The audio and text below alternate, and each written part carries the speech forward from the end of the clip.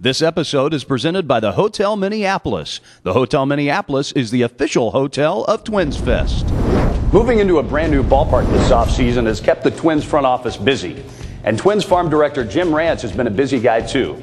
Jim talked with us about some recent high-profile international signings for the Twins. We're here at Twins Fest with Twins farm director Jim Rantz. Behind us is the minor league signing station and the Down on the Farm display that kind of celebrates and educates Twins Fest fans about the Twins farm system. Jim, good afternoon. How are you enjoying Twins Fest so far? Well, so far very well, and welcome to you all from Rochester, New York. We've got it heated up outside for you, about 15 above, so that's pretty good. There's two major international signings that the Twins fulfilled this year. Tell us a little bit about third baseman Miguel Sano. Obviously he's a very young, talented young man at 16 years old. He's from Dominican, good size. He's got all the tools and skills to be that all-star player down the road.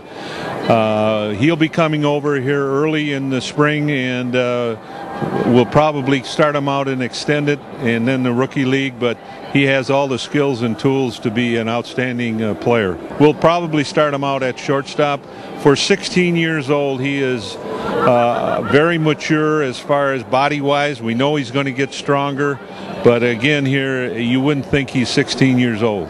Now we have another player that the Twins have signed from Europe who is also 16, who is also part of the maybe there's a betting pool. What will he get first, his driver's license or a professional home run? And I'm talking about Max Kepler from Germany, a high bonus figure, the highest I believe for a European player.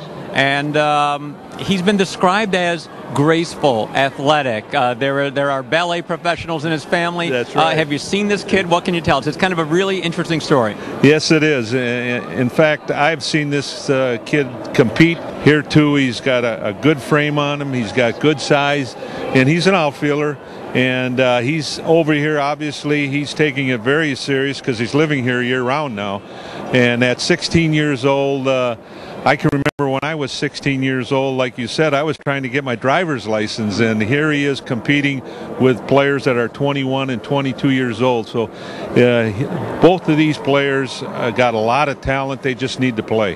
What's the ballet connection in the Max Kepler family? Well, both he and his mother are professional ballet dancers, and hopefully some of that grace and quickness moves around down to him. Because of their age, are both players going to be kept at one spot for the whole year, or are you going to kind of let their performance dictate where they go? Well, I think, we'll see how they adapt and play and so forth. Of course, Miguel, first of all, he's got to learn the culture and the language, which is always, a year or two away. But we're looking at them to stay in that rookie level for probably a year or two. The Twins have always been very aggressive, especially in Australia, and now moving into Europe and the rest of the world as well, including we have the Russian players in the organization as well. We got 18 countries represented in the minor leagues, so besides Russia, we got the Netherlands, and we got Cuba, and you name Germany, and we just have a number of players. We're very heavy in the international market. So Red Wings fans can look forward down the line to a much more internationally flavored team. Is that, I guess you could say that, right? I guess you could, yeah.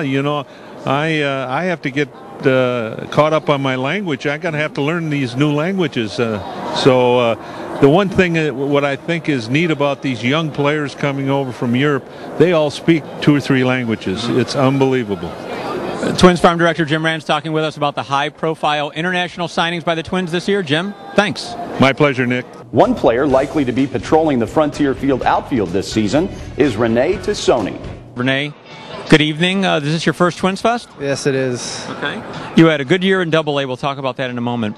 But as you moved up the Twins chain, and Double-A last year with New Britain, we're expecting you to play in Rochester this season. But here you are at the Metrodome, formerly the home of the Twins. But my point is you're in Minnesota now, literally, to start to enter your mind as you climb the chain about eventually playing here in the big leagues. What's the Minnesota experience been like for you this week? It's been unreal. It's been fun. Lots of fun just seeing how many fans that have come out for the autographs and stuff like that. So, yeah, being here just makes you think you're just a couple of steps away, you know. And you are literally a couple of steps away. I want to talk about your 2009 because you had a very interesting season, a fine season in New Britain.